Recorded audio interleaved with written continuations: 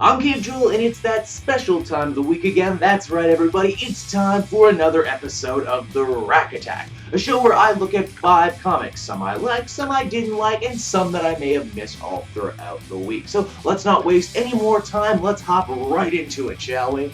First up on the Rack Attack this week, we have All New Inhumans issue number 3. Crystal and her team are still knee-deep in Sing Kong. That's the country which is totally a North Korea stand-in. The good guys are attempting to rescue a bunch of captured Inhumans from the total Kim Jong-un stand-in. Crystal just wants to go in guns a-blazing and break everyone out, but she knows she can't without risking a giant international incident and making Inhumans look even worse than they already do on the world stage. One of the other things about this comic is there's a lot of new characters to take in. Of course, there's Naja and Flint, who are holdovers from the last Charles Soule's Inhuman series. And of course, there's a lot of new characters too, like Swain, who is a man, woman, gender fluid, I'm not exactly sure, with the powers of empathy. Well, okay, you know what, it's a little bit more complicated than that. Basically, with her powers, she can nudge you to do things you wouldn't normally do. Of course, this whole situation becomes even more complicated when another evil force wants to use those powers for evil.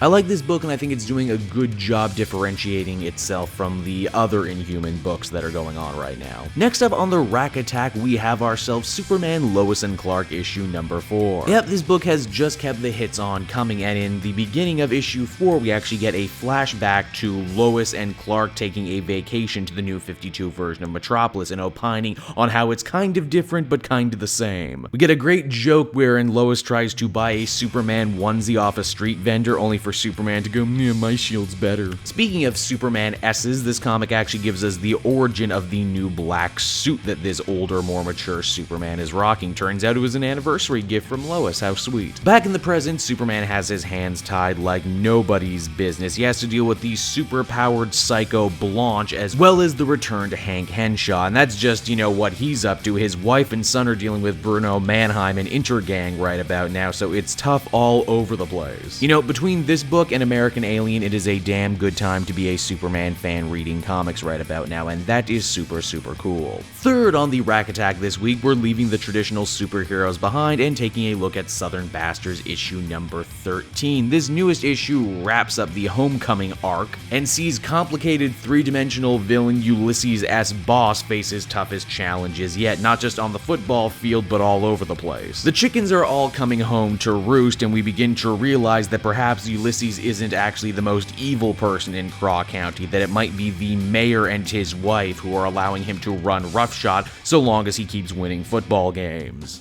And man, you know what, as a comic nerd, I really shouldn't give a crap about football, but Jason Aaron does an amazing job boiling it all down to the most dramatic and touching parts. Coach Boss's speech that he gives to his losing team might be some of the best stuff I've read in a very long time. It also lays his vulnerable character completely and utterly bare. Southern Bastards is so good it hurts. The only thing that might hurt more is the wait in between issues. The penultimate issue on the Rack Attack this week is Carnage issue number 4. Continuing the horror-themed Lovecraftian exploits from last issue, Cletus Cassidy finds himself at the center of some crazy Old One-worshipping cult who believes that he is part of a prophecy. And wouldn't you know it, Carnage is just crazy enough to think this whole thing is totally awesome. Elsewhere, Manuel and the military detachment sent to apprehend Carnage with their back absolutely against the wall and John Jameson the Man-Wolf taken out, they only have one choice left, and that is activate Eddie Brock to become Toxin yet again.